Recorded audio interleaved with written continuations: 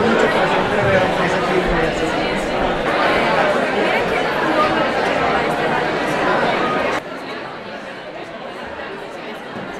À l'occasion de cette rencontre, cette deuxième rencontre qui a été faite, les jeunes du monde se sont retrouvés à nouveau pour élaborer sur les derniers éléments de leur participation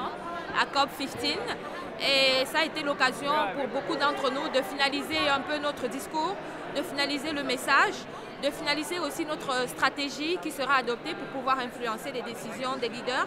qui viendront de tous les pays du monde. Donc à la fois nous avons travaillé sur la stratégie en tant que groupe global, mais aussi il y a eu des rencontres régionales et aussi certainement des spokespersons de chaque région ont été élus pour pouvoir faire partie du grand groupe que nous appelons les spokespersons of the world, donc les jeunes qui vont représenter globalement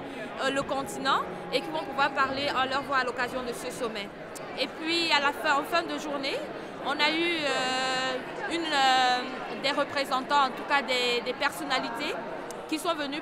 nous parler un peu de ce que sont les enjeux de ce sommet et certainement les solutions envisageables et surtout aussi les possibilités pour l'ensemble de cette jeunesse de parler d'une même voix, de se battre pour ce que la justice environnementale, écologique soit faite à l'occasion de ce sommet, mais certainement aussi pour faire en sorte qu'au sortir de ce COP15, on ait un accord légalement contraignant pour l'ensemble des pays et sinon un engagement politique fort de la part de tous ceux qui seront là.